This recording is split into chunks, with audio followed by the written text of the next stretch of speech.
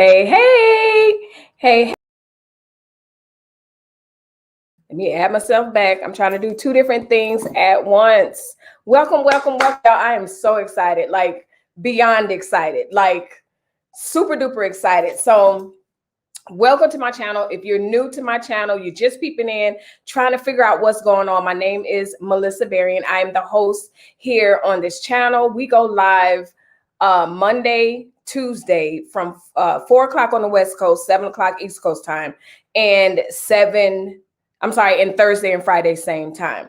And we just get into all the conversations. Our conversations go from the silly to the mundane to the absolute serious. And today's going to be the absolute serious. You guys asked, and I remember when we were on live, here's the note. You guys were like, can we get child loss? You can't see it. Can we talk about child loss? And the person who I'm about to introduce to you guys was the first person that came to mind, because I just feel like she's anointed for the discussion way more than I am, but also I believe that she'll do the conversation justice. So I'm not going to do what we normally do, which is I go down and I say my hellos and I greet everybody and all that, because today is not about me. I want to make sure that Kierra has all the time that she needs. I want to make sure that you guys have all the time that you need to get your questions in, or just to do whatever. I got my tissues here because I already know. I have my tissues ready, but most of all, I'm going to be smiling throughout this whole conversation, because I love the fact that we can call on each other as sisters, Black sisters. And, they always say that, people are jealous of each other and there's no room at the top and haters and crap. But that's not what happens over here. And that's not what happens with my people. OK, so without further ado, let me just read her bio. I'm going to put her on screen because I got her in timeout. It's an unofficial timeout, but I got her over there. She in timeout. I loved this bio. So let me add her. Y'all welcome Kierra. Hey, beautiful. It's so good to see you. Hello there. This is so good. Oh my God. Thank you. I got a little professionalism, just a little bit. Just a little bit. Thank you so much for answering the call. Like, I don't take it lightly. I respect your calling. I respect your story. I respect all of it. And like I said, when they said, can we talk about child loss? You were the first person, like immediately. And I was like, y'all, for whatever reason she says no, I got a couple of people in mind, but it's just a blessing. So let me just read, because I don't want to sit up here and start crying. So we're not crying today. We're not gonna cry. We're not gonna cry. Okay. Kierra is an infant loss advocate and founder of Healing Footprints Foundation. It's a nonprofit organization committed to providing grief support services to families who have experienced pregnancy and infant loss. Kierra has emerged as a leader in the grief community, working to reframe our grief experiences. I kind of want to stop there, because that line right there, since I asked you to come on and since you sent that to me, it's just been like boom, like hitting me. Like, yes, yeah, that was intentional. Tell me how you got. Tell me how you got to that.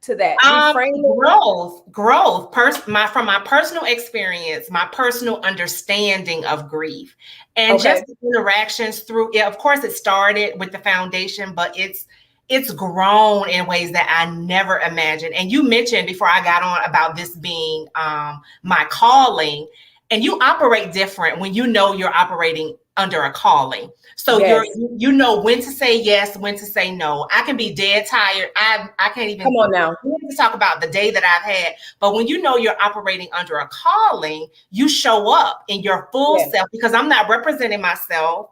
I'm representing everything that God has given me, all the knowledge that God has given me. And I understand the value in the words that I speak, that when people can see your face and they're automatically lifted.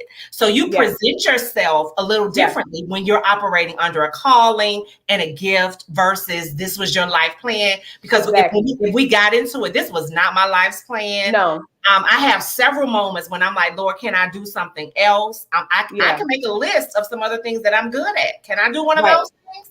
No, right. this is what God has given me. So understanding grief and how we experience grief, something that was very important in my understanding, and the pivot that I took within my organization is when I started Healing Footprints, I viewed grief as darkness, and and that's how I showed up.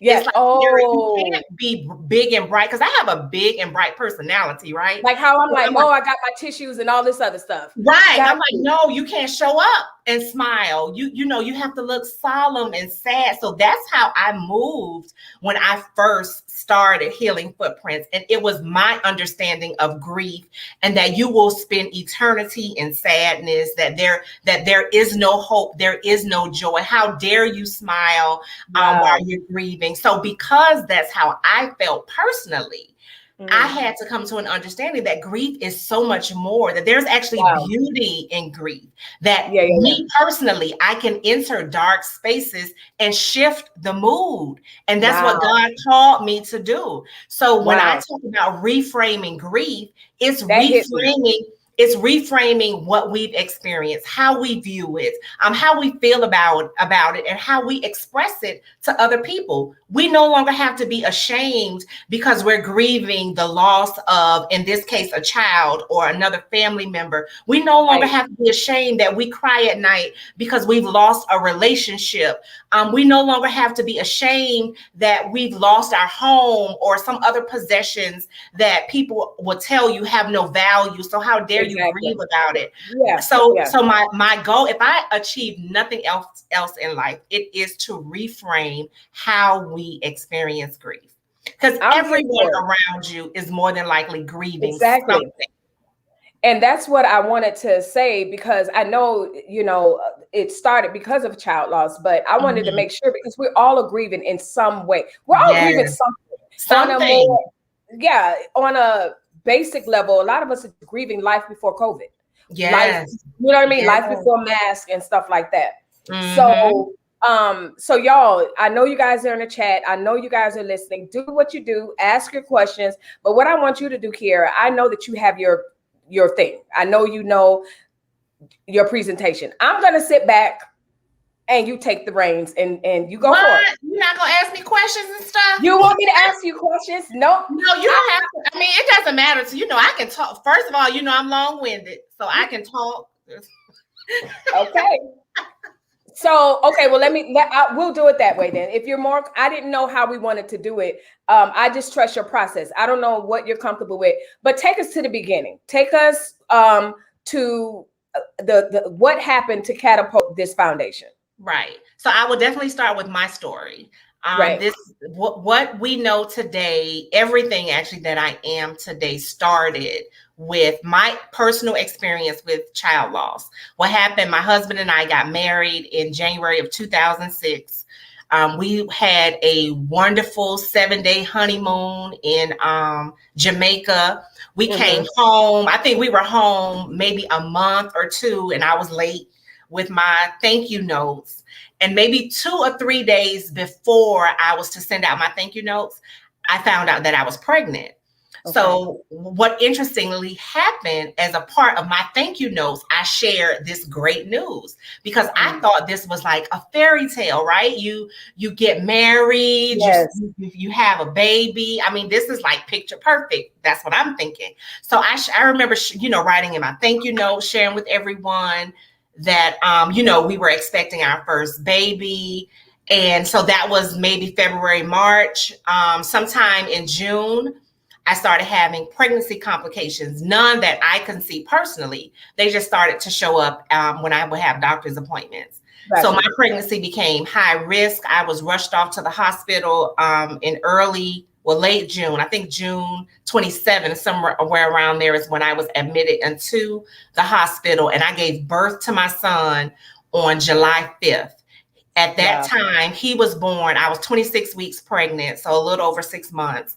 And he was born prematurely, of course, because now it's only 26 weeks. Not only was he premature, what I was experiencing is what they call intrauterine growth restriction. At that time, we didn't know the cause of what was causing him to not grow as expected. So when he was born, he was 14 ounces. Wow. Think of a can of vegetables. That's how much he weighed. Wow. Very tiny. However, he appeared perfect. So all his body parts, all his fingers, toes. My husband has big calves, which is one of the family traits of his, especially on his side. So even his little legs, you can see that part, which is so weird to me. But that little part of his legs, you can see that. So he was born prematurely. However, he was perfect in his appearance. Right. And he survived for 7 days. So that's 7 days in the NICU and everything that comes along with that. That's a whole topic in and of itself. I was just getting ready to say that. I'm not even going to touch that because I want to make sure we get to the point of the foundation and just really walking through all of that and all that entails as much as we can. There's a lot of grief and anxiety built into the NICU. I actually partner with organizations who focus on the NICU because it's you learn a lot, of course, once it happens to you. Because when it happens to me, so let me finish my story. Okay, so he was born. He survived for 7 days. On that 7th day, the hospital called us early in the morning, and they're like, because at that point I had a C-section, so I actually didn't see him until maybe the 2nd day, I believe. Okay. And so my husband was always with him every day, and I was still trying to heal. So there was that process also. So my husband actually got to spend more time with him than I did.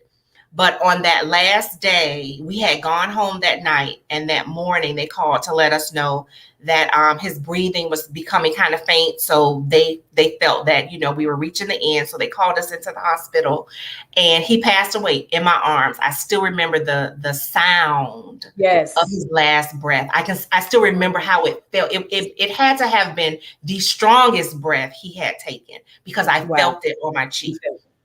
So he passed away. What happened next is the reason why I started the organization. We had absolutely no clue on what to do. When I say no clue, no clue. I honestly expected my son to come home one day. All those 7 days, I'm like, okay, I remember I even talked to a coworker one day, and it had to have been maybe like day 5. And I'm like, yeah, he's doing great. I can't wait to bring him home. I was super optimistic, not just as a mother, but just someone who had never experienced or even heard of. I was aware of miscarriages. I was aware of stillbirth. Right. For some reason, in my ignorance, I just anticipated once a baby is born, they're in a safe place, the hospital. Right. The hospital is going to make sure that they live. And at some point, I'm going to take him home. So that did not happen. So that ignorance, I think, kind of played into our initial response. Like, okay, so what do we do now? And unfortunately, the hospital could not provide much guidance. This was 2006. So this was before. It had to have been before Google, I'm assuming. Yeah. Because the suggestion to us was get your yellow pages and, find a funeral home and decide what to do. Yeah. That's what I remember. That's what the nurse told me. Grab the yellow pages and start making phone calls. So let me ask you this, because in every part of your story, I'm going to ask you this because my experience with child loss was a very, very early onset, not miscarriage. Miscarriage. I was saying abortion a couple of days ago, but miscarriage. So the medical term, medically, just to clarify, medically, they do call it an abortion. They call they do. Spontaneous. Don't say spontaneous abortion. That's what it's called. Spontaneous abortion. Yep. So I'm going to stop you at every point because I want to know, as someone who is, and those of us are on here that have never experienced it or whatever, 2 things that I want to know during that time. So now we're at the hospital. He's passed away. What was helpful that people did, and what was not helpful that they did or said? What was helpful was people being present, meaning being available, being there, physically there. What was not helpful was all of the statements that we so love to make when people experience loss. Oh, God wanted him more. Things will get better. Be strong. The worst thing you can say to someone who just lost a child is you can have more children. We heard that over and over and over again. Oh, you can have, I remember walking into the door at our house and we had a contractor doing some work because we were preparing our home for a new baby. Yeah. And he was like, oh, girl, this is just how he said it to me. Oh, girl, you can have 7 more babies. That was so it's all those things that we honestly like to say to people thinking that we're comforting them. It's really not. It's really not. Right. Okay. So that part was not helpful. The most helpful part was people just being present. My husband's principal from his school came to our baby's funeral. And I remember her being there. I can't tell you anything that anyone said. I do remember kind of like that awkward silence of, you kind of don't know what to say, so you don't say anything. I do remember that part, but I have vivid memories of every person that was standing there. So it's just being available to people, which is so important because what it does is it validates the person's pain because you're there. A lot of times when we're searching for the things to say, we end up invalidating their pain. Because when you say to me, oh, you can go have other children, what I hear is this child isn't important. Didn't matter. Right. That's what you're saying to me. When you say to me, well, God needed him more, that means that he was more valuable to him than me. When you say to me, oh, you'll be okay, that you're telling me that I need to not focus on not being okay today. So that's why we have to be very careful in what we say to people when they have just experienced a loss. Yeah. Something else you said that being present. I'm sure it's not offensive if someone says, hey, I want to be there for you, but I also want to make sure that I'm not being intrusive. Because I see sometimes, especially in churches, someone gets a loss and they immediately go to the meal train or they immediately go to let me clean your house. I think what's more appropriate or probably more effective is to say, how can I help you? What is it that you need? Automatically assumed you're going to need it. Like everybody may not want a meal train or their house cleaned or whatever. But how was that for you? That's actually very true. And to your point, a lot of people don't want you to be present. They don't want you physically there. A lot of women would prefer to be alone. Again, we are women who just gave birth. So that we have that physical part of that healing process.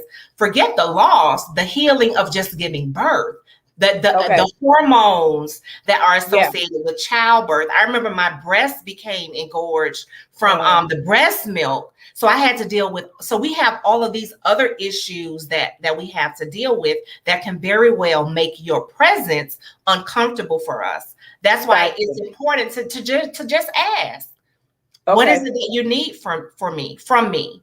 One of the advantages of the organizations like ours and the ones that raise awareness is that in as much as you don't know what it is that you should do, a lot of times we don't know what it is that we need. Exactly. So one of the advantages of having organizations that are committed to infant and pregnancy loss is to make sure that we bring awareness to the needs of women who have experienced this deep loss, so that not just you as the giver will know what to do, but also as a recipient, we know what it is that we may require. A lot of times we're making decisions early on that we regret later because we just don't know. It's like things that we never knew would be important. I've heard from moms. You don't know what you need until you need it. Right. And someone else says, hey, you're going to need this. Trust me. You're going to want this or whatever.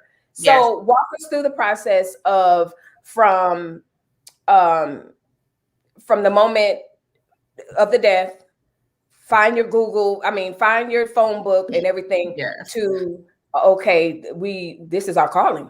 Right. Praise God. We knew someone that could help us with our burial, meaning someone that can take care of the process. We just need y'all to show up and sign the papers. That is someone that I honestly didn't know. This is one of those, you don't know, people until you actually need them, and they show up, and it's like, I never knew. I didn't know I knew this person, and I didn't know I would need this service. Which even from that point, I know that this was God, routing us through this process, divine order, divine relationships. That we were connected with people who took care of us, not took care of us physically, but took care of our hearts, that were compassionate and very empathetic. So going through that process, we did that. We buried our son. There's a lot associated with that process and how our grief manifested during the decisions that we made. One of the services that the foundation offers is we purchase headstones for infant graves.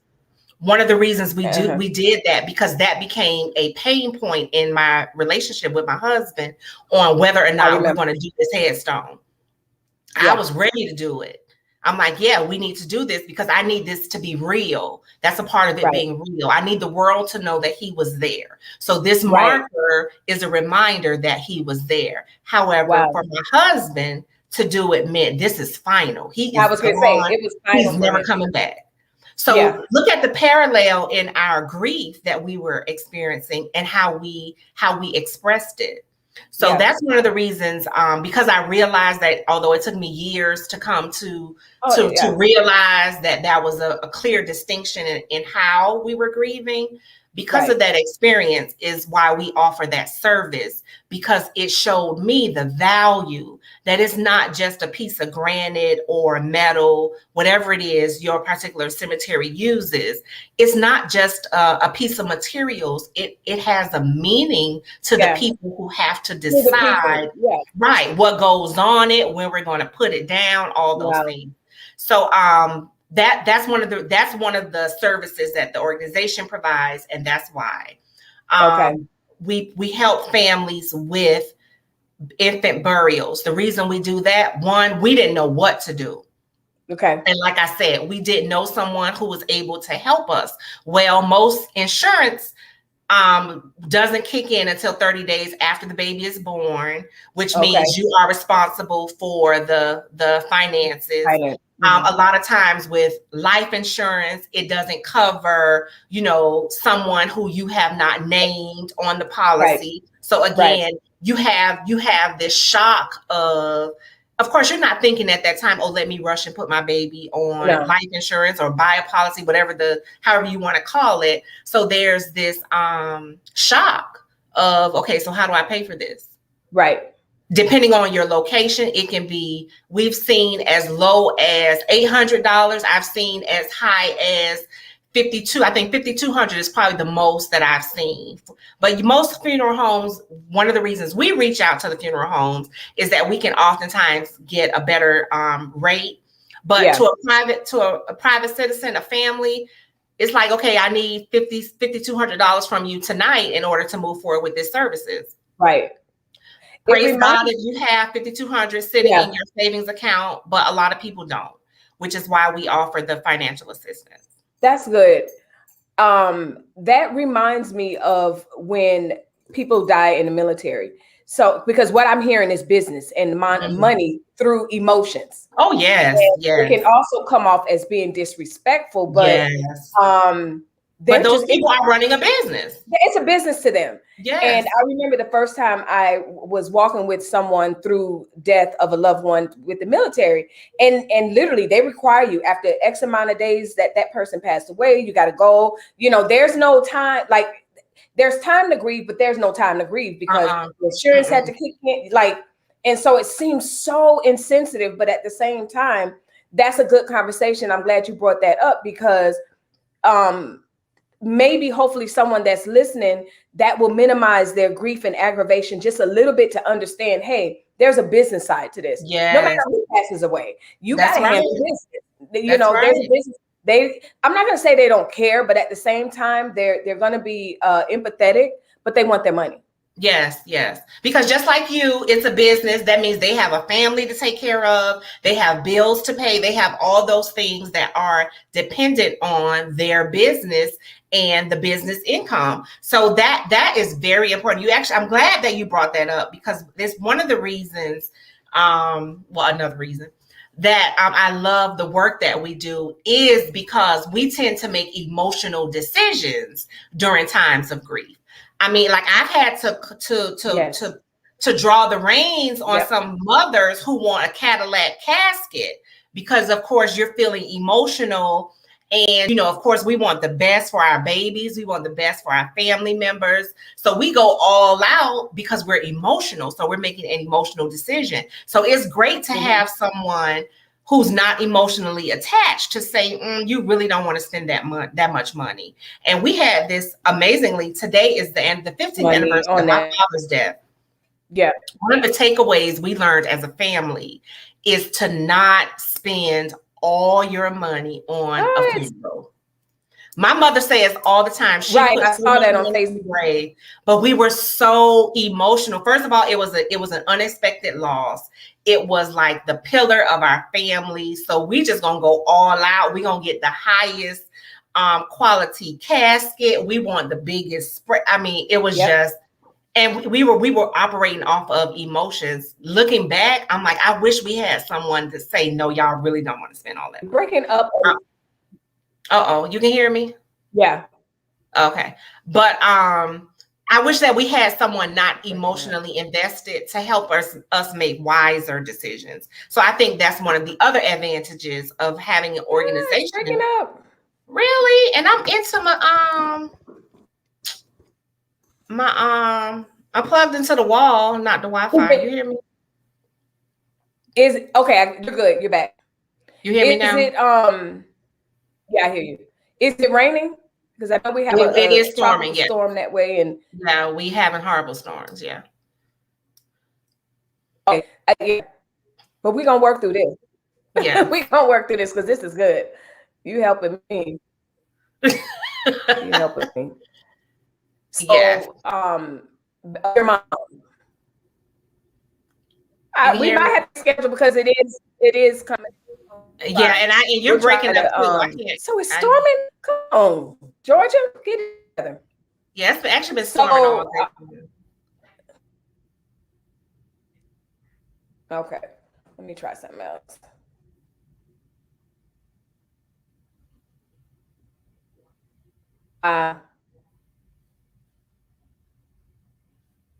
Oh, you disappeared.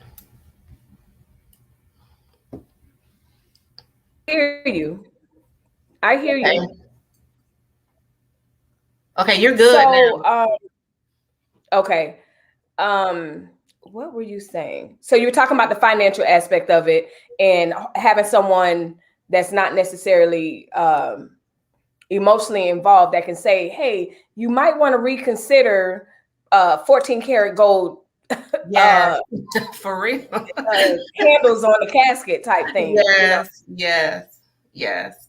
And that's important, not just, and which is, I love that we're discussing this part of my journey, that outside of the grief, there are decisions that need to be made, and a lot of times they need to be made quickly. Yes. And a lot of times that's why we lead with emotions when we're making those decisions. So it's great to have someone either in your circle, someone in your family, or partner with an organization who can allow you to pause, still honor your dignity and the way that you want to honor your loved one. But at the same time, let's be reasonable with our request and the amount of money or resources that we are willing to spend. Okay. So give me a list of the services that you guys provide, and then let us know where we can find you. I want to put it down in the chat. Okay. So we have the grave markers, and I want to share our organization caters to babies that are born alive and pass away within the first year. That's our target scenario. However, there are always exceptions. We often support families that have experienced stillbirth. I think that was probably the first deviation we did from our original goal was to support a family who had experienced stillbirth. Since then, we've gone back to families with babies that have been buried for, I think the oldest we've done was at least 8, a baby had been buried 18 years ago and did not have a headstone. And we purchased a headstone for that baby. So it does not have to be a recent loss. Wow. So we have those deviations. So we do purchase headstones for infant headstones for infant graves. We provide financial assistance for infant burials and memorials.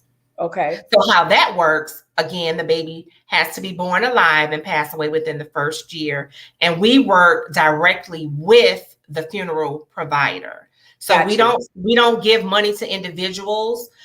There are some exceptions there. Yes. We have had instances where we've donated to GoFundMe accounts because that's what the funeral home was utilizing, or that's what they were watching, or that was their guarantee. So we've made donations in that way. Other giving campaigns, we'll donate if the family has already set something up. But for the most part, we try to work directly with the funeral home. That way, one, we keep some integrity into the process, and also it gives us the ability to negotiate those fees. So we do that. So those two services. Our third service is not necessarily a service. What we do is we partner with other organizations that provide what we call angel gowns, and that's the garment. Yeah, that's the garment that the babies are buried in. Again, that is a service that we developed from our personal experience. Choosing what to bury my son in was a whole ordeal, lots of drama for my family because we had varying opinions about what was good enough for him. Why was it necessary? So it became a huge part. Your family is like mine. I've not spent time with you and your sister, your mother, and everyone, but y'all go hard for each other. Oh, so, yeah. You know what I mean? So I can imagine everybody really being invested in that whole process. You know what I mean? Yeah. And everyone wanting to help their way. So, and that's what happened then. So that became a very important part of my personal healing. So that's why we partner with organizations, but that's a huge undertaking. What a lot of the organizations that we partner with, what they do is, you've probably heard about programs where women donate their wedding gowns, and then that's what I was going to ask. Right. Yeah. So there are all the organizations that we partner with. They have volunteer seamstresses who take wedding gowns and create what we call angel gowns. Both boy and girl versions, very cute. Not just wedding gowns, sometimes prom dresses. So you'll get different colors. So it's a wonderful service. However, it is a huge undertaking, a lot of overhead with storage space. Because I think almost every organization that we partner with has stopped taking donations. Because what happens, we'll talk about it, it'll go viral, and then everyone wants to send in a wedding gown. Well, those wedding gowns, that means storage space. They have to go through each gown to make sure it is something that they can use. One gown can easily make 20 gowns for the babies because that's a lot of fabric. So they often, I'll say, end up with more materials than they can actually use. Mm-hmm. So almost every organization that I work with is currently not accepting angel gowns. That was my next question. Yeah. So, about the gowns, because I do remember you posting about that, and I was very interested in that. So I know you have an Instagram. Yes. And I think you're able to chat. Can you just give us the information, where to find you, where to donate, and that way they can have that information before I get to my next question. So my Instagram, as well, I think all our social media is Healing Footprints. Okay. So our organization is healingfootprints.com. Okay. That's where you can go to donate. We love taking donations for all of these services. Something that I have not shared is one of our new programs that we launched thanks to COVID. What COVID presented, one of the issues that COVID presented was when a lot of women who go to give birth, they could only have one person in the delivery room plus a support role, support being a doula. So what happened, we were getting requests to have doulas for a lot of, actually it was someone that was an old volunteer of the organization who reached out wanting a doula. At any rate, what happens is one of our new programs is a doula program. One, because that's my dream job. Really? Oh my God. I've done some deliveries. I've done some deliveries, not unofficial. I've done 3 unofficial, and they already know this on my platform because a lot of my teachings and stuff like that has to do with birth and giving birth to the life that we want and all this other stuff. But that it will definitely, like, this platform is my number one baby, but doula, girl, listen, I'm ready. Yeah. It is, when I say it is life-giving, it is life-giving.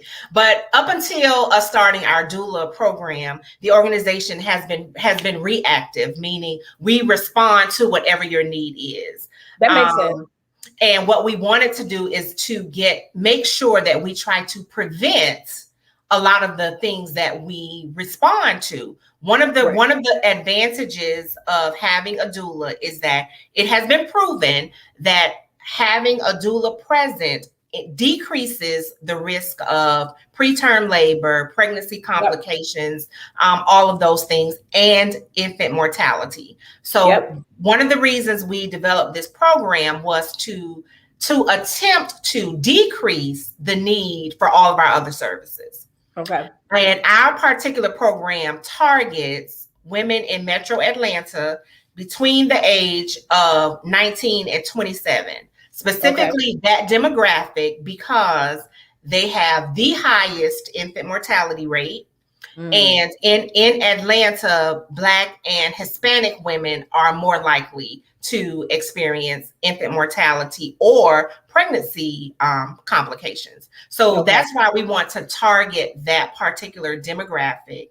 One, because the need is there, but also I think the return on the investment is increased because now you're investing in young women who will more than likely go on to have 2-3 more pregnancies. And we're kind of setting them on this path of motherhood that looks a lot different than when it starts, when your mothering experience starts with some trauma from pregnancy or infant loss. Okay. So as it relates to grief, and like I told you, that one line in your bio just kind of knocked me upside my head, just in the sense of just it helped me even before I hear what you're going to say about it, just really look at grief differently, and especially when you talk about hope and healing. So talk to us about this happened, that initial state of grief. For lack of a better way, I don't want to say unhealthy grief, but it is. You can call it that. That's okay. Okay. Yeah. So the unhealthy process of grief, what that looked like, and then tell us the moment where you were like, wait a minute, there's a different way that we can do this. Was there a person? Was there a moment? God, what happened that led you to that point? Okay. I wanted to give you permission to say unhealthy grief because it's a real thing. Unhealthy grief is what leads you to drug abuse, leads you to promiscuity because you're trying to fill that void, that hole that has been left from whatever it is that you've experienced. So there are unhealthy ways to grieve. I could say, I don't know, maybe like 2 or 3 months after we lost our son, my husband brought to my attention, because one day I went to Target. I was still going to Target at the time. However, I would avoid the children's department. But anyway, I went to Target and I came home and all I had was a bottle of wine. So my husband said, "Is that all you brought home?" I'm like, "Yeah." So I'm looking at him like, "Yeah." I mean, what's the problem? He's like, "But you had a bottle of wine yesterday." So I didn't even realize that I was drinking a bottle of wine every day. So there is definitely an unhealthy way to grieve, which is what I was doing. Had he not called me to the carpet on that, I probably would have ended up an alcoholic, had someone not intervened and he brought to my attention, because I honestly did not realize that I was starting bad habits that can easily spiral out of control. So there are definitely, go ahead. I was going to say, and I'm just going to ask, what about attention? Sometimes I can't tell nobody how long to grieve, how to grieve, other than the fact that we can recognize something that's unhealthy. Right. Is there, in your experience, talking to other people, and even I think we could just say generally in life, we can see people that are really, really accepting that part of life with death, whatever the death is. Mm-hmm. It just feels sometimes, and please don't at me with the hate mail, but I'm just saying, it just feels sometimes where someone just can't drag themselves out of that attention phase. Right. You understand what I'm saying? Like, okay. And I feel like it's unhealthy. Not I feel like, I know that it's unhealthy to a point, because where do you get to the hope and the healing part of it if it's just going to be about attention, or woe is me, or let me drink this bottle of wine, or leave me alone and let me smoke this dope, or whatever. Right. I think that's that part of grief where one to get to that hope and healing, you have to want to get to hope and healing. There is, when you talk about people wanting attention, that's because there's some value in being a victim, right? Absolutely. You get all the attention. So for some people, they would prefer to stay there. That way I get all the attention. I can talk about how sad I am. I can talk about how horrible I feel. I can replay for myself and others the trauma that I've experienced. Some people prefer to stay in that place. So when you talk about them staying in the attention phase, that's a choice. At some point, that's what you choose to do. If you really wanted to get to hope and healing, you have to do the work. You have to do the work. You have to do the work. Listen, my sisters on this channel, if they don't hear nothing else from me, they hear that quite often. I don't care what the topic is. You have to do the work, and to get to where you want to be, because I talk about this often, how Dr. Phil, back in the day when he was coming on, every day and all of that, and I was a little younger, and he used to say, he would ask his guests, well, what are you getting out of it? And that would confuse the crap out of me. Yeah. Like, how are you talking to this person? What do they get? They're not getting nothing out of it. They are, though.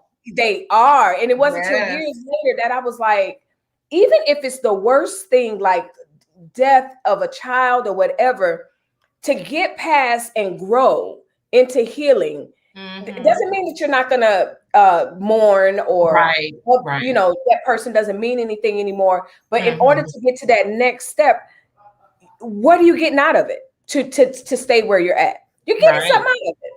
And I like the fact that you said that, because especially when it comes to a loss of a child or children, we definitely want to protect, heal, love on people and everything.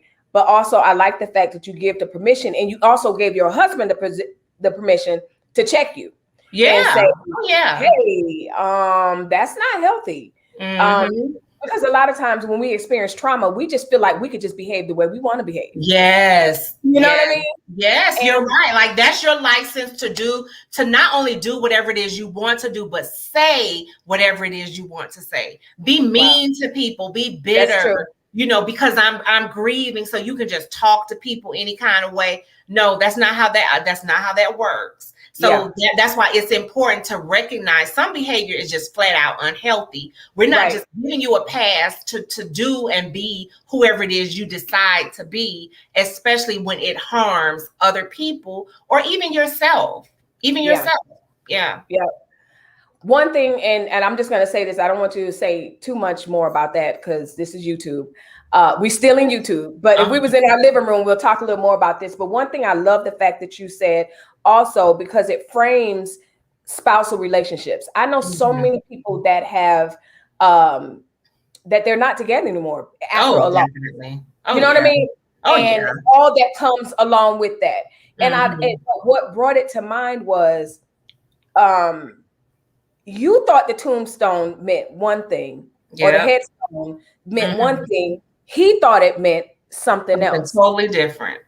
And until we get to that space as partners to say, you're valid, I'm valid, and we're going to walk together. You know, no blame game, like, oh, you want the headstone so it could be over. Or you know what I mean? The blame game, the darts and all this other stuff. But I wanted to say this because my platform is full of women. And a lot of times we do think that the man is being insensitive or he doesn't understand, but also we dismiss their feelings and they're very valid. But also, how important was communicating? Because for me, when I'm sad or whatever, I want to shut down and I want to put I don't want to talk about too much of anything. And so I can imagine in those moments, you know, probably even still now, you got to say, are you okay? Like, how do you go through this moment? You know, so that communication was horrible. I mean, absolutely horrible. We didn't have the realization of what our son's loss, the impact, I'll say, it had on our relationship until at least 10 years later. We were 10 years in, and that means after the start of the organization, all of those things. Remember you, and it was such a revelation for me personally. It was the day that my husband decided to open up and share his experience. And what he told me, which I think may be common for a lot of men, is that he felt he needed to be strong for me.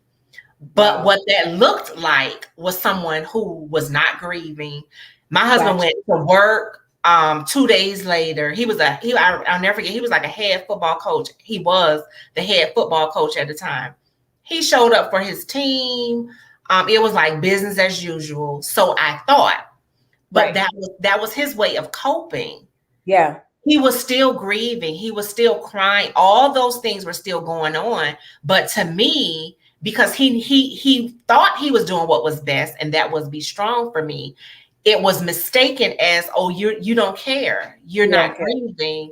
Oh, it didn't mean anything to you. Because I've talked to a lot of women, and that's the belief. The same. Of their men. Yeah. And I'm glad you shared that, because it takes some of us a long time, but as far as marriage is concerned, just really understanding that they're not us. Men are not women. They may have feminine traits, we may have masculine traits, but at the end of the day, they are not built like women. So it's better for us to ask, hey, when I was planning the funeral or when I was doing XYZ, you went golfing. What was that about? What was that about? Right. And I know my husband, he went golfing to clear his mind, to get the stress off. It wasn't because he didn't want to help, but golfing is his thing. That's right. You know, or, you know, he may want to eat and I don't want to eat, but that doesn't mean that, you know, he felt like the loss was nothing or anything like that, you know. So I really appreciate that aspect of the conversation because, like I said, my chat is full of women, and that's the bulk of who we're talking to. And I want us to all get that, where when we're grieving or experiencing grief, whether it's your child, that's what we're talking about. But, you know, I just think about any other aspect where there was a loss. You may take it differently than he, but that doesn't mean that person meant something different. You know, we carry all the generally speaking, you know, we have all the emotions and everything else. And they want to solve it. And when they know they can't solve it, I know my husband, when he can't solve it, his hands are tied. He's frustrated.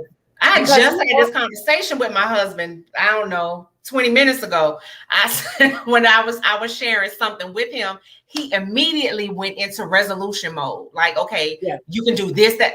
I don't need, that's not what I'm looking for. But that's how they operate. Let me solve, especially if you're dealing with a man who is a provider. I was going to say alpha. Yeah, he wants to make sure that you are secure. You have everything. He's gonna, as soon as you bring a need, he's gonna go into how can I fix this? Let me tell you something. That is my husband. I understand 100%. Yes. It's very hard, and I've gotten in a habit now to say, you know what, I just want you to listen. Yeah. And you know, back in the day, 20-year-old Melissa didn't listen to when the older ladies used to say, hey, tell him that's what you want. I'm like, no, he should just know to listen. Exactly. How you don't know that, right? But when you're dealing with the alpha man that's about his business, making sure that you're secure and everything, you know, the movie's depicted as, oh my goodness, I'm a man, I don't want to see you cry. But it's true. They don't want to see us cry. They don't want to see us upset. They want us to be okay. And we have to be okay with the fact that as mothers, as women, as emotional beings, we may see tears and we can wipe them and hug and cuddle and all this stuff. Most men, that makes them plumb uncomfortable. They want, they're like, how can I stop these tears? What can I do to stop these tears? Yes.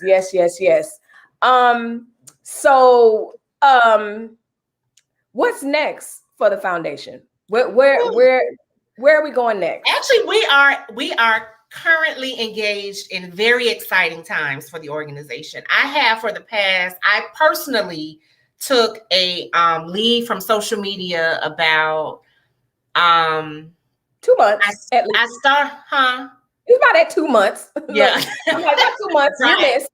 Right. It was a while. And it started out like, okay, I'm gonna take the week off, and a week became a month, and time just, added on to it. But I needed to silence a lot of the noise that I was hearing. And what came of that is what we are going to call the unboxing of healing footprints. And what has happened up until this point, I have kept the organization in a box, which is how I was able to rattle off to you the mission of the organization, the services that we provide, because I've kept us in this box. If it doesn't fit in this box, we're not doing it. So to talk about the unboxing of the organization does not mean we're going to throw the kitchen sink, but I am opening the organization to the original vision that God gave me, the vision that is larger than anything that I can achieve personally. I like to focus on the things that I can personally achieve. I understand. Yeah. Okay. So God has shown me that I need to remove the box, and what is about to become of the organization. In October, we are having the unboxing of Healing Footprints, which will look like a new website. We're going to have some merchandising. So some you'll see some a few items, some little gear on the website. So we're going to add that. So we're going to have a little store. We're going to increase our grief support services. What has come through COVID, COVID has exposed many of the ways that we experience grief, but it has also made people more comfortable sharing their experiences with grief. So what this has looked like for the organization is requests for grief services that expand beyond infant loss and pregnancy loss. So for me personally, I've been doing a lot of work with the grief community.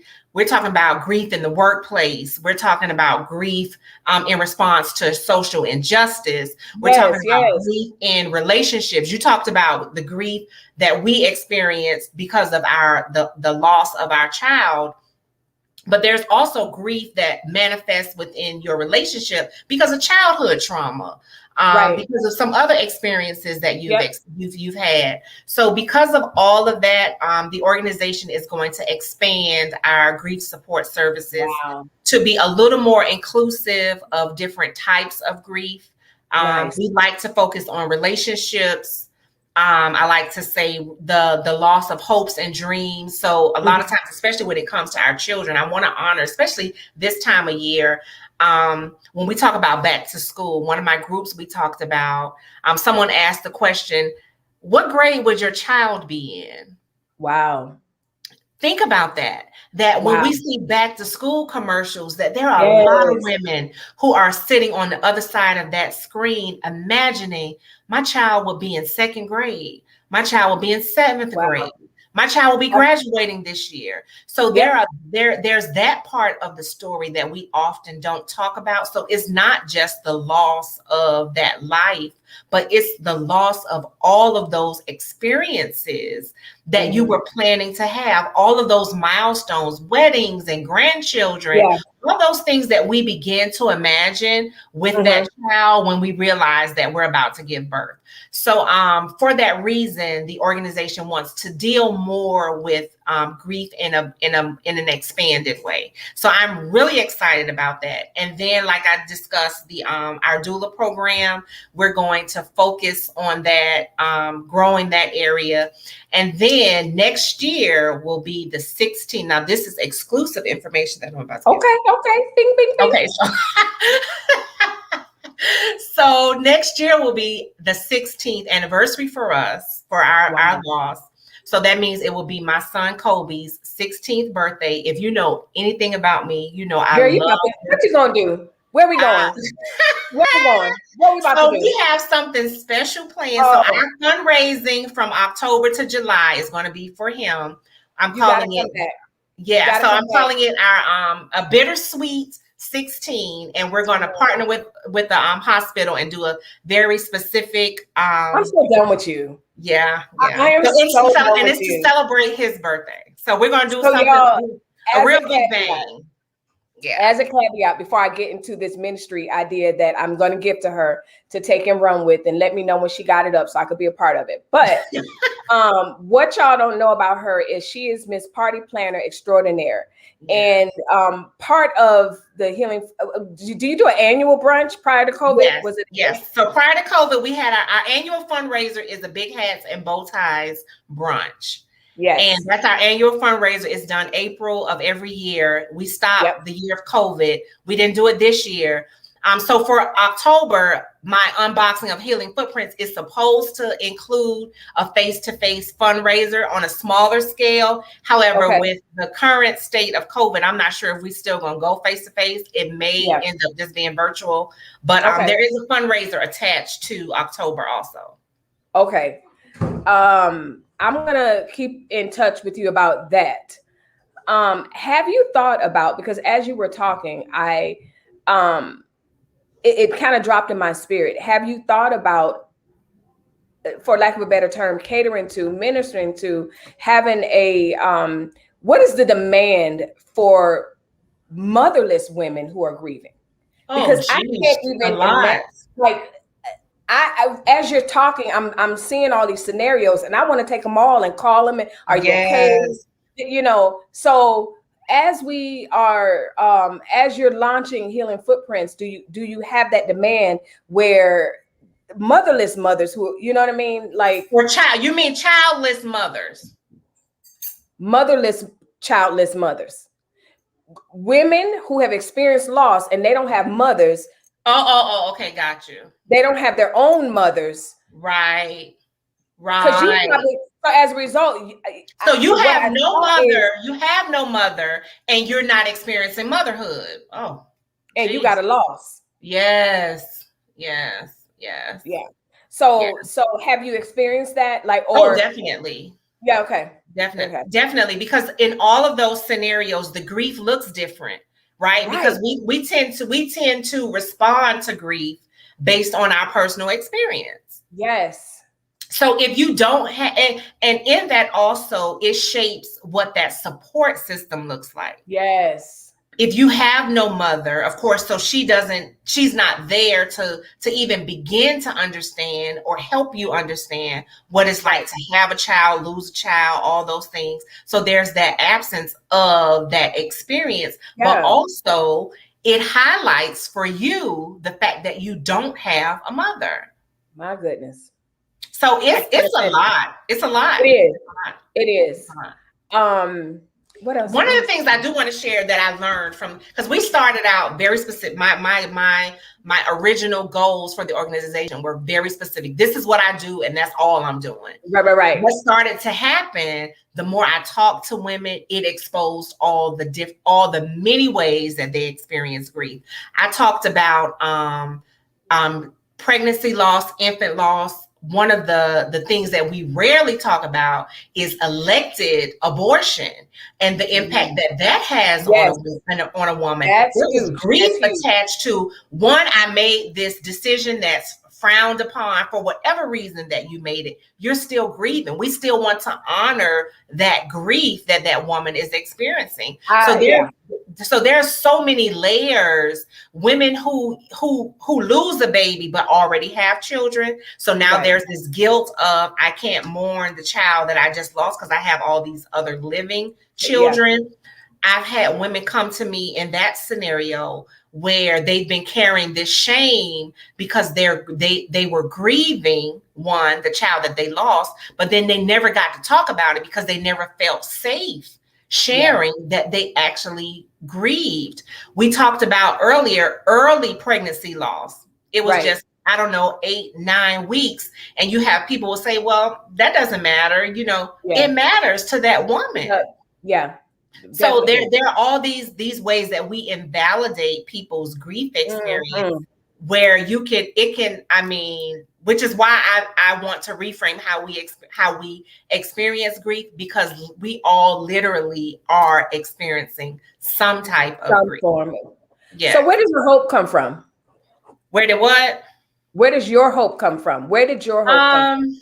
I get a lot of hope from past clients. This is a very, if I can be transparent, this is a very difficult role that I have. To show up like this. It's heavy. Yeah. Because I have to put aside whatever it is that I'm dealing with, because I need to be here for you. And I need to lift you. It's one of the reasons that I know it's all God, because I couldn't do it. I couldn't do it on my own.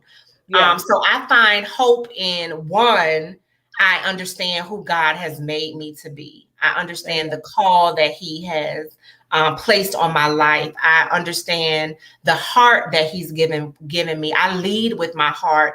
I do everything from my heart. My organization is built on the heart that I have.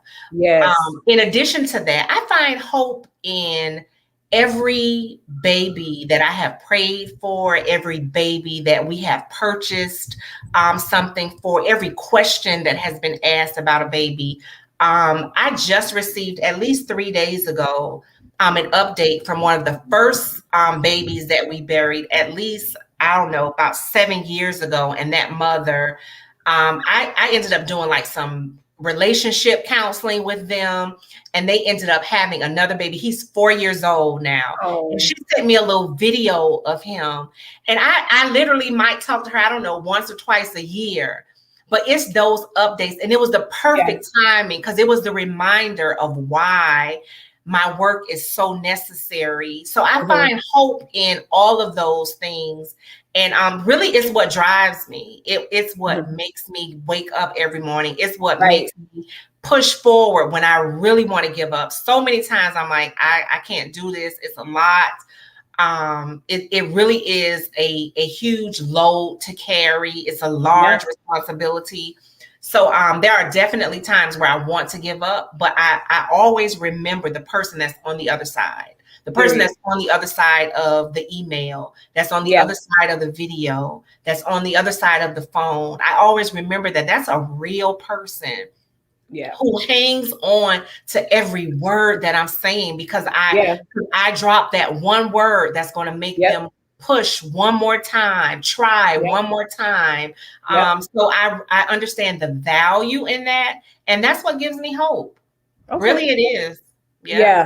That, and I want to add to that. I find hope in, I remember what hopelessness felt like.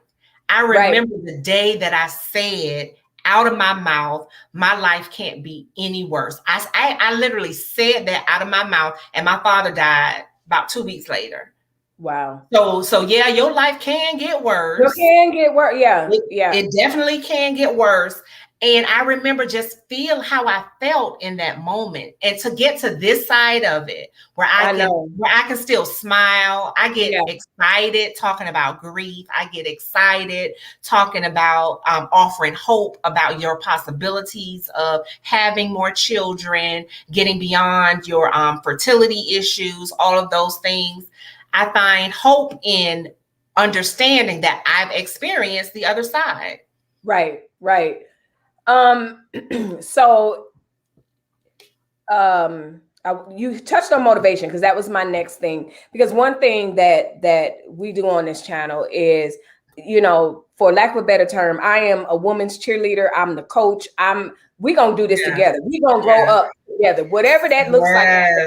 Yes. And so a lot of the conversation is, well, I don't have support to make this vision. I don't have, the support, or the haters, or this, and that, just a lot of things that people say as to why they aren't where they want to be. And so one of the things that ultimately that I always tell them is, you have to show up for yourself. Like, you have to be motivated for yourself to design the life that you want, because as your foundation is growing, you get atta girls in public, and then you might not ever get any for the next 3-4 weeks. So what happens to that motivation? And that's what I was trying to convey to people. Like, it has to be internal. That hope and that motivation has to be internal, because all this external stuff doesn't matter, because it's doesn't. Yeah, it doesn't. You say one thing to piss somebody off, they done. Yeah. So where's your motivation the next day? That's right. That's right. Always remember why you started. Yes. You have to always go back. And it's easy to get lost in the why, especially when we talk about, especially in the nonprofit industry, where you have to beg people for money. And if they're not giving it, it's like, okay, so how do I get this done? It's very difficult. I praise God that we've existed for as long as we have. And it's just from sheer will and always going back to why we started. The need is there. Yeah. So you always have to remember why you started. When you become discouraged, remember why you started. When everyone says no, remember why you started. When no one shows up, remember why you started. When you feel alone, remember why you started. You have to always remember why you started. Yep, absolutely. So y'all, just a brief commercial break. We're talking to Kierra from Healing Footprints Foundation. I pinned her website below. Definitely is an organization that I condone as far as donating. Y'all, she went through the whole list of the services that they provide. If you're catching the replay, definitely make sure that you check her out and donate to her cause, because it's absolutely amazing work that she's doing, y'all. And like I said, she was the first person that came to mind when you guys wanted to talk about this. So yeah, if you haven't already, make sure you like this video. Make sure you hit the share button. Hey, Facebook, I see you.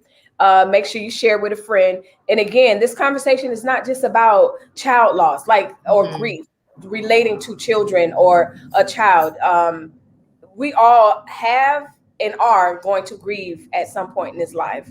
So this is really good information for that. And so we got Pam I am says, you are so right. Thank you, Pam. So what did I want to say? So I have listeners here. I know someone specifically I spoke to yesterday or a couple of days ago. She's had several miscarriages. Her mom passed away of COVID last year, just really experiencing loss. Someone else was just like, oh, I miss my mom, having a hard time. Someone else, a lot of child loss and just loss in general. What I want to get to is the healing process. Once you have this person and you're ministering to the person and the family member, the child, they're buried or they're memorialized and everything. And that person comes to you and say, okay, this is a hurdle that I want to get over, and not necessarily get over to forget my loved one, but I want to make this a purpose in this. So in my head, I imagine my people in my chat, my supporters, and they're like, okay, all of that is good, great, and wonderful, but how do I get to where she's at? Right. It's a process. It takes work. It took me years. When I found it, the vision for Healing Footprints came to me while I was working in New York City in 2011. So imagine I lost my son in 2006. So now it's 2011 when God revealed to me Healing Footprints, the name, everything. And he amazingly said to me that my personal healing was wrapped up into the organization because I was in the darkest, and I didn't even realize it at the time, which is something very important when we talk about grief, because the world goes on, right? Everything happens outside. So at some point you will feel the pressure to do the same. You still have, bills to pay. So you need to show up to work. You probably have a family to take care of. You have other goals and things that you want to do with your life. So it's easy to move on and not grieve, which is what happened to me until I got to New York. I was completely alone. I had no family. When I first went away, I would come home to see my husband like every weekend. Then it became every 2 weeks, then 3 weeks, then a month. Then before you know it, it's been 2 months and I haven't been back home. And it was because I was literally grieving at the time and did not realize Didn't even know it. So when God gave me the vision for the organization, it was in 2011. So it took me years to get to a place where I started to heal. I was actively grieving. So one of the things that I encourage people to do is you have to participate. You have to be an active participant in your healing. Something that I have removed from my thought process, and I would encourage everyone to remove from their thought process, is that time heals all wounds. No, it does not. Because if you sit at home and 10 years go by and you do absolutely nothing about the grief that you've experienced, 10 years later, you will still be grieving like you just had that loss 2 days ago. You have to be an active participant in your healing in order to move forward. In my organization, we say move forward, not move on, because move on sounds like drop everything that you've experienced and move on. Drop the loss, forget the loss, do that and move on. So we don't say move on. We say move forward. We learn how to take whatever it is that we've experienced and move forward with it. Right. Part of that is, how do I feel about this loss? How do I really feel? Am I angry? Am I upset? Am I mad with God? Am I upset with my family? Is it some childhood trauma that I may have experienced and it has manifested now?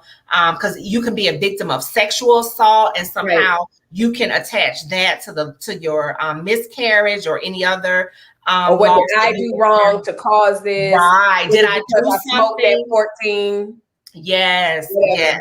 So you have to be honest about what it is, one, you're grieving and how it really makes you feel. When we talk about the work, that's the work that I'm talking about, because that's hard. It's hard to be honest with yourself that you feel responsible instead of presenting to the world that, oh, this happened to me.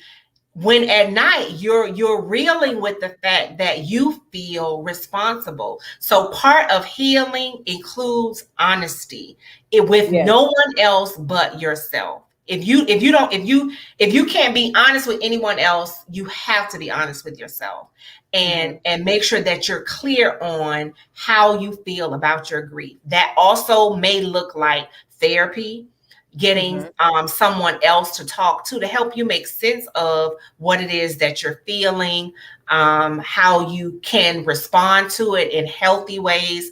When we talk about the work, that's what we're talking about. Sometimes it means picking up the phone, calling the EAP department of your employer because you need to see a counselor, whatever the case may be. Use those resources to get the help that you need. Healing looks like accepting that motherhood, your gateway to motherhood, may be a lot different. It may be adoption. It may be IVF treatment, some type of medical intervention. Although you have dreamed of doing it naturally by sexual intercourse, that may not be the path for you. Right. You should, one, take time to grieve that now the path is different. And then take some action. If that is your dream to be a mother, take one of those alternative paths. And I don't want to call it an alternative as if it's something different than what was originally intended for you. But when I say alternative, I mean by society's standards. Yeah. By society standards. But whatever alternatives you need to take advantage of that. That's what healing looks like. Okay. So let's talk a little bit about the emotions surrounding, okay, now there's another baby. We want to actively try for another baby. I have a rainbow baby, you know. What does that, I want you to kind of walk us through that in the sense of validating someone that may be in that position and they may feel guilty right now, or they may feel like something's wrong because now I want to try for another baby, or I'm having another baby. Like I said, I know someone that it was her baby. He wasn't stillborn, but my point is when she had the baby after him, she was terrified the entire pregnancy. Me too. And birth was just like, I mean, she was soliciting prayers and everything else. And I was like, Jesus, Lord, please just touch her body, mind, and everything else. So coupled with whatever else goes along with labor, just that's right. Normal pregnancy. And then when you have a rainbow baby, what is that process? Just the whole rainbow baby. Is that a term that you guys embrace? You know, talk to us. I personally do embrace rainbow baby. Okay. There is controversy around it. It usually comes back to religion in a lot of the discussions that I've seen about it. Okay. But, I did not know that. Yeah. Even some people shy away from calling our babies angels and things of that nature. But for us personally, for me personally, and as an organization, we embrace the term angel, acknowledging our babies as angels. And then we also embrace rainbow babies. Not to say that the discussion is, not to go too much into this, but the discussion around it is that to call your new baby a rainbow, which the term is the rainbow after the storm, that you're making your previous child a negative, right? Because you're calling them a storm. Oh. Yeah. So the people who are against it, a lot of times that's their reasoning. However, the reality is that period of your life more than likely was a storm. It's not that the child itself was a storm. Absolutely. It's the season of your life, which is something that I personally adopt also. When we talk about seasons, that season of my life was a storm. Yeah, that makes sense. Right. Yeah, that makes sense. Right. Okay. So we do embrace rainbow babies. So what was just in general, you know, if someone's listening right now, they're listening to the replay and they're in the they may feel some guilt surrounding, you know, I want to have another baby, or I feel funny right now. I don't know if I should announce it, or I announced it too quick, or, you know. Yeah. So pregnancy after loss is an entire different ball game. Again, I know many organizations that are dedicated to pregnancy after loss, because it's a completely different experience. I can say for me personally, I was terrified my entire pregnancy.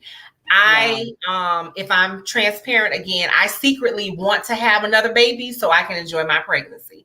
I was terrified after giving birth to my son, who I absolutely adore. I did not want to leave the hospital because I felt that was the safest place for me, because if something goes wrong, they'll be able to help me. after I got him home. I've been told that a lot of new mothers kind of obsess over their newborns. They want to make sure that they're breathing, all that stuff. Yeah. I took it to a different level because I had experienced the loss. Like even now, I would change my son's position if he's lying in a certain position because it either reminds me of my son. I remember he had a little sleeper that I literally threw in the trash because my husband told me it reminded him, to see him in it reminded him of our son Kobe. So I politely took it off him. Again, the differences in grief, right? Yeah. I took it off him and I put it in the trash because I didn't want him to be triggered every time that he saw my son Keegan in that outfit. Right. So pregnancy after loss is completely different than any other type of pregnancy. And it's so important throughout this entire process when we talk about pregnancy, any type of pregnancy, when we talk about loss, when we talk about pregnancy after loss, when we talk about grief, it's so important to validate what people are experiencing. Yes. Make it real. Don't tell me, don't worry about it. It's going to be okay. That's hard. That's hard for me to believe when I am carrying this pain and I know what it feels like. I know how my body feels.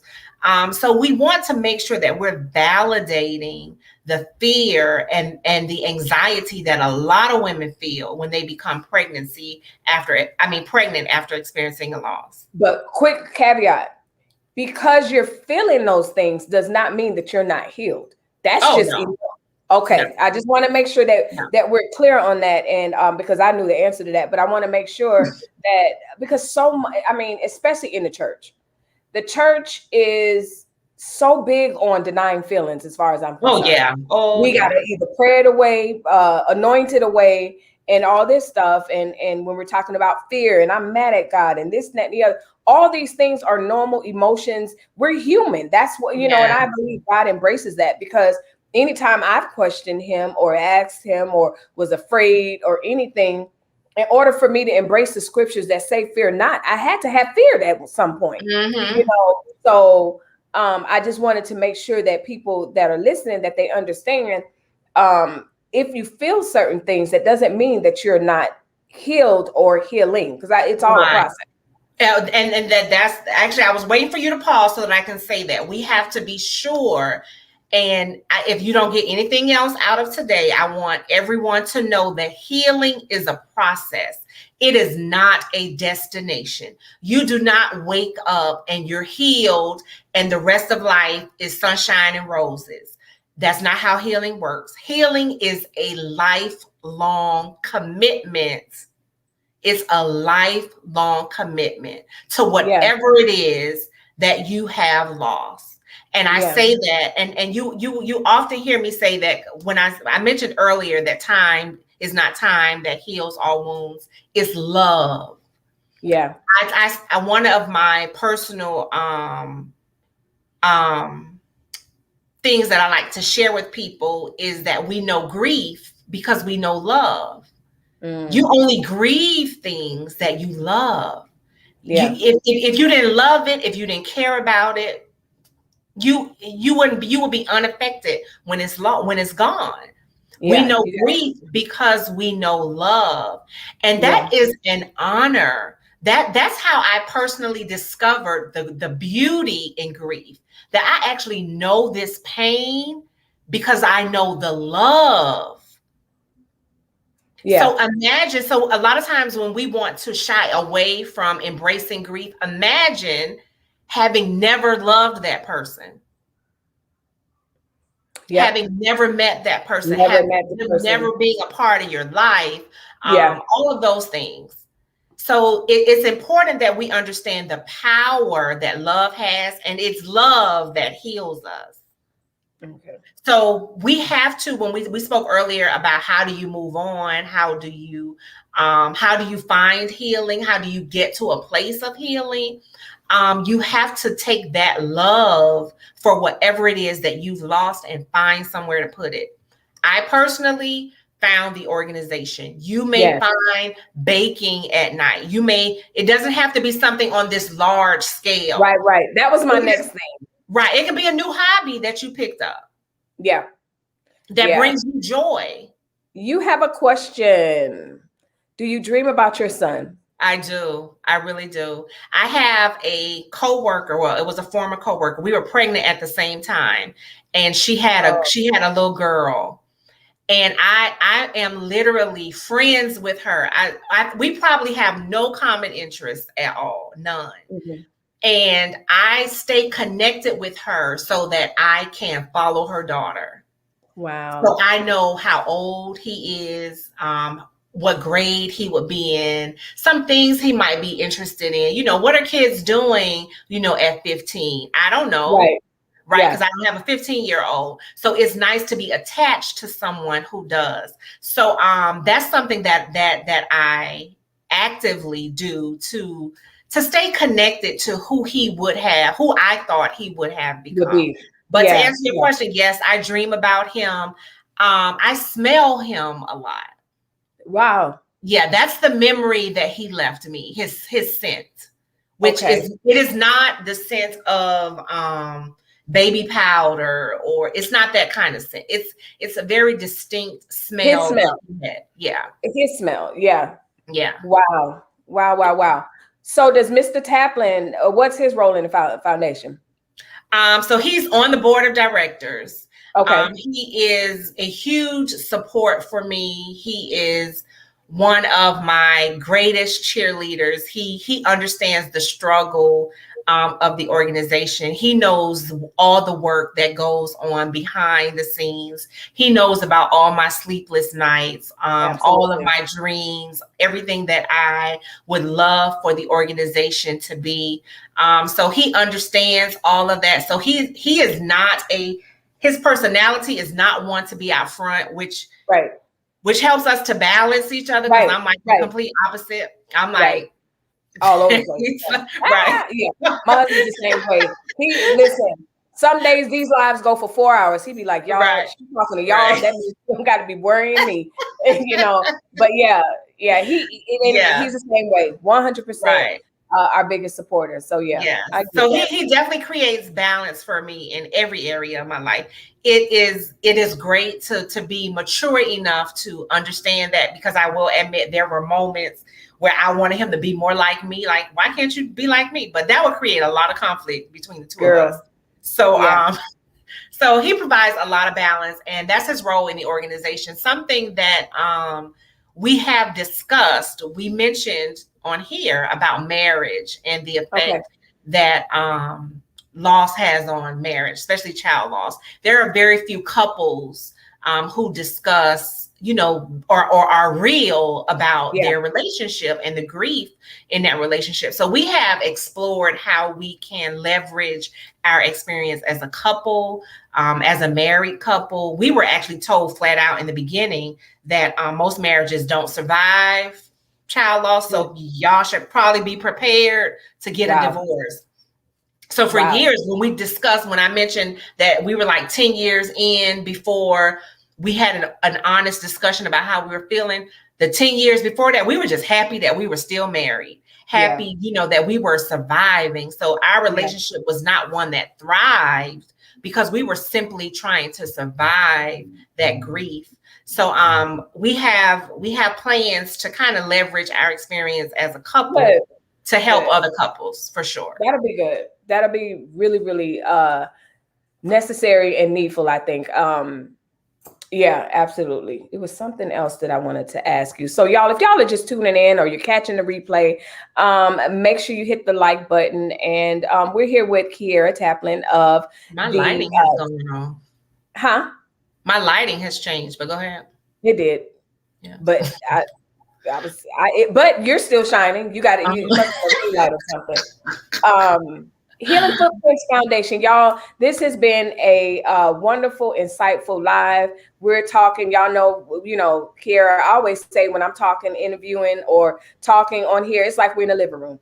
Normally I have a glass of wine or something, but I just really wanted to give this topic all my sobriety and awareness and respect. for sure. But yeah, this was a great discussion. I love, because I talk about this on many different platforms for many different people. What I loved about our discussion today is that we I've told my story at least 1,500 times since it's been 15 years. But today, I think we took a different view of the experience. I love that we walked through the real life response of how I felt. And I'm hoping what will come out of that is people understand. And when I say people, I mean the people outside of the person that's grieving. It gives you some insight into what it feels like to go through these moments. So I love that we talked about those real tangible ways that we can support families that are grieving, how we can be a little more compassionate and empathetic to someone who has just experienced a loss, that we can try to be understanding when we have women who've had 3-4 miscarriages and they still haven't given birth to a live child. There's a lot of grief associated with that. So I love that we took this take on this discussion today, and we did go down this route. I did want to say that. Thank you. It was one more thing. When we were talking earlier about responses of people and everything, I kind of thought about it like I had to really think about it as someone with healthy children, who knows people that have lost children.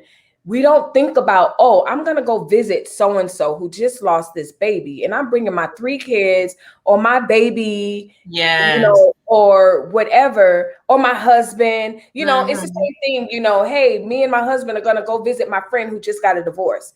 And so as you were talking, I was just sitting here thinking like, Lord, oh my goodness, I hope I've never offended anybody. And I ran through my brain and I was like, okay, no, I've never brought my kids to that.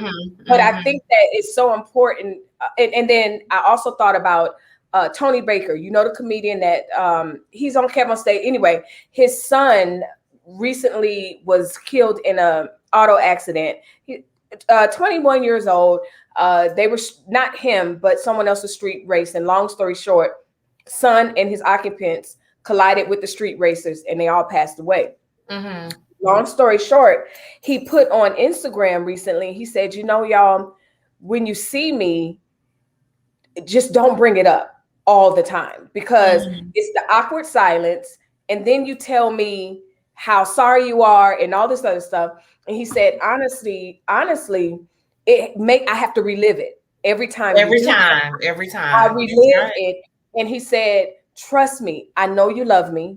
I know you hate this for me. I know you want to support me, but it's better that you basically, in essence, just act normal in a sense. Like, because when you bring up the trauma, the loss, I'm reliving it all over again. And so what has been your experience as well as helping other women kind of walk through that? I think that's a great point, and it speaks to why it's important to show up as yourself in those interactions. So if you are the joker, you're the one that makes everyone laugh, when you show up to that person in front of that person who has just experienced the loss, still attempt to make them laugh. Still be who it is that you are. When I talked about myself personally, thinking that I needed to show up and be this dark, grim person who doesn't smile, who doesn't just exude joy because I think you're grieving or I know that you're grieving, so I want to go into the dark with you. No. Be the light in that dark space that person is experiencing. So say those words that you would normally say to encourage them. Whatever it is that you normally would do with that person, do that. When we talk about the awkward silence or those awkward interactions, it's because you're trying more than likely to do something that you weren't doing before. Wow. So if you show up as yourself, that makes it not awkward because I know who you are. I know how you are, all of those things. So make sure that when you go to comfort someone or you want to be there for someone, be exactly who you were before they had their loss. Wow. Okay. Really, really good stuff. Really, really good stuff. So, do you guys have any questions? While you guys are getting your questions together, I'm going to have Kierra give us her closing comments, whatever it is that she wants to talk about the foundation. What are the needs of the foundation? I don't think we left a stone unturned. Personally, I don't think so. I'm so blessed. I told y'all this was going to be a blessed conversation, and I can't thank her enough for coming on to share with us. And I'm definitely going to keep in contact to make sure that we continue to be a huge supporter of the foundation. So drop your comments, your questions. If we don't see it, then we're going to close out. But Kierra, you have the next to the final words. So definitely support the organization. Go to healingfootprints.com. We are a 501c3. So any donation that you make is tax deductible. We appreciate donations. At least, let me see. So we have several programs that we're currently operating. I did share what will happen in October with the unboxing of the organization. So you are investing in real people with real issues. We do not have a lot of administrative costs. I'm a volunteer. I still don't give myself a salary. So we are not like a lot of the larger organizations where you have executives with $1 million salaries. And if you call me, I can tell you exactly who your money went to, what family it helped, all of those things. We're very transparent organization, very fiscally responsible. So for that reason, I welcome your donations. We definitely need it. My husband and I often still spend our personal money to meet needs. So that's another part of the journey of being a nonprofit founder that's not often talked about. It's talked about a lot in my nonprofit circles, but there's a lot that goes into, especially when you're a small nonprofit that's attempting to exist next to a lot of larger nonprofits who people will gladly donate, I don't know, $200 to the March of Dimes, where you don't know where the money is going. And you have no clue where the money is going. I can share with you times where we've reached out to a lot of the major organizations thinking this is what they do, and they really don't. So little things like that. And so that makes it harder for smaller organizations to exist, because we tend to gravitate to the larger organizations because of name recognition.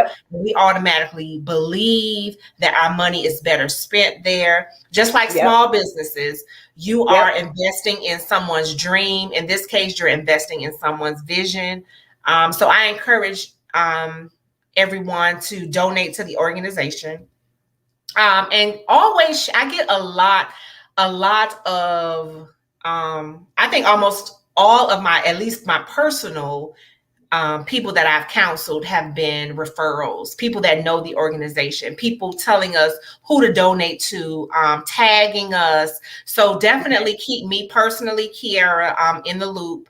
If you hear about a family who has lost a baby, who needs assistance, make sure you drop Healing Footprints whenever there's a need or a story about, especially in the media, a lot of celebrities now who share when they've lost a baby or had a miscarriage. So that increases awareness. So always drop the organization's name in those circles, because it helps us to increase our exposure. So we appreciate that. So there are a lot of ways to support the organization outside of you giving. And that is to make sure that you always share the mission of the organization. That's it. Thank you. So as you were talking, I thought about it. What if someone that's watching the live, or they know someone that could help? My heart really goes, the other half of my heart goes to the gowns. I just love that. I just absolutely, that just dignifies so much in that process. It really does.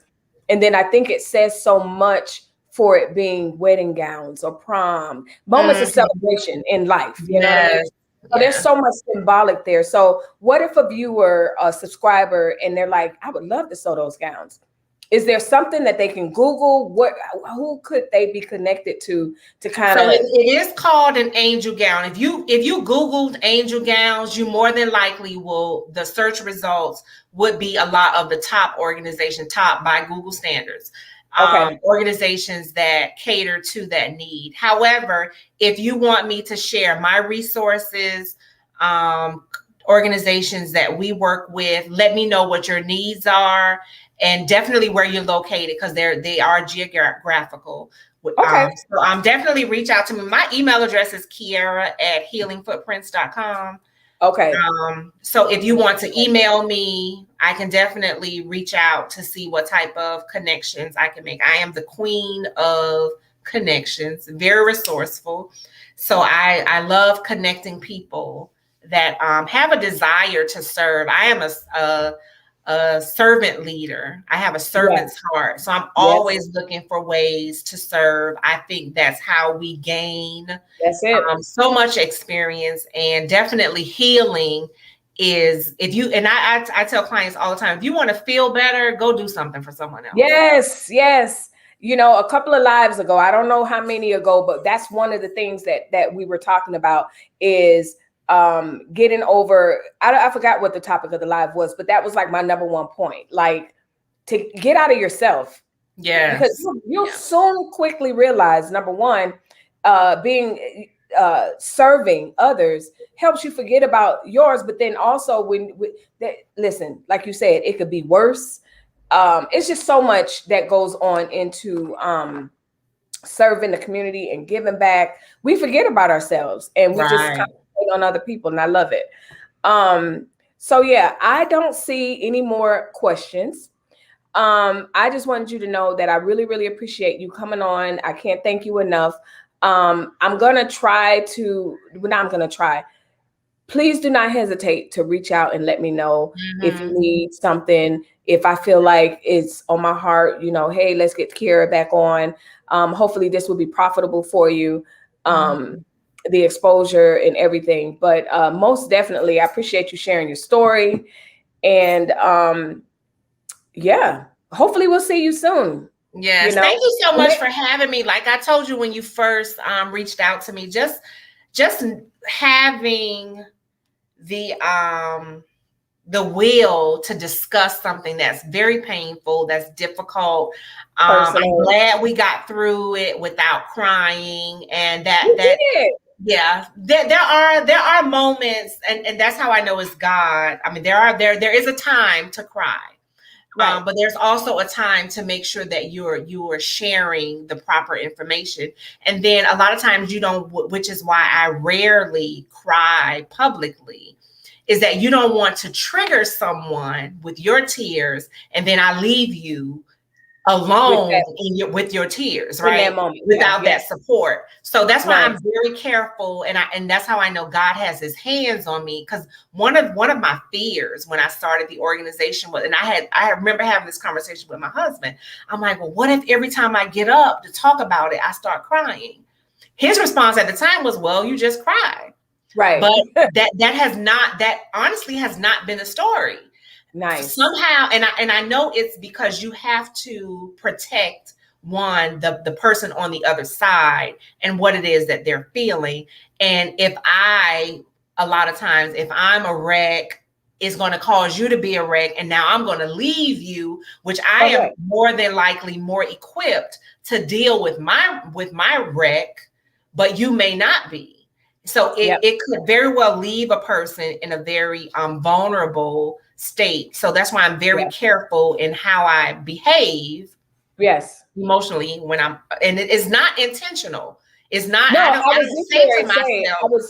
was just gonna say it's really the power of God, and it's really there's no other way I could say it. You know, like I tell people all the time, like pressing pause, pressing go on this camera, talking to this camera is probably one of the most natural things that's for me. And I know that's not necessarily for everyone else. They got the nerves, the jitters, You're very much a natural as well. We got the gift to gab. But in that gift of gab, I know that God also gives me the grace to navigate conversations and navigate difficult conversations. And we talked about some heavy stuff. We did. When I turn off this camera, I'm exhausted. Mm-hmm. You know, some lives, I am on the bed and my husband's like, it was a good one, hun. I'm like, yeah, babe, it was a good one. You know, because I'll probably open up 15 emails with more conversations and all this because we carry it. Right. But we're equipped to carry it. That's right. It's almost like a leader in battle. You know, he's not going to let his soldiers see him vulnerable to that point to where it's a detriment. Right. That's right. To the detriment of them. You nailed that. Yes. Yeah. So I get it 100%. I turn off this camera and I'm just be sitting here like, God, that was so good. That was really, really awesome. So, yeah, we both can sit here and keep chatting for hours. We really could. I know. I'm gonna have you come on for one of my Foolishness Fridays. Yes, so please, because you know me now. I would prefer to be on. Listen, you know, I have to tell you that, you know, there's so much beefing and negativity and foolishness and all this other stuff out in the world and all this other stuff. And my place on the internet chooses to be classy, but I can get down a little bit. But I'm also I'm not going to be hood and ratchet like that. And that's the thing. But when it's time to discuss Lizzo, I want to discuss Lizzo. When it's time to, you know, but when it's time to put a sentence together, I'm going to give y'all a sentence. Right. And my followers really, really appreciate that. And I find that common ground with you where I know you can put a sentence together. I know you can lead how you're going to lead. But also, like I said, when it's time to talk about the hot topics and stuff like that, you can get down with that. So one day I got to have you back. Definitely. You have to. Please do. Yeah. Absolutely. Yeah. So y'all, I don't have no questions yet, but and so I'm not going to hold her. So this is Kierra, and y'all know all the information is tagged below. I'm going to tag it in the description box. Her foundation's email address, the website, and that's where you can go to donate. She's a 501c3. Okay, you're 501c3. So this is a reputable company. This is someone that I know. This is no scam. I get nothing out of it. She gets everything, but honestly, she don't even get anything out of it because it goes to people that, because it goes to the people that she's helping. So y'all, I really appreciate you coming on. And as you guys already know, I'm getting ready to plug my tag, my goodbye tag. As always, y'all, thanks for watching. Be kind, and I'll see you guys tomorrow. Bye-bye.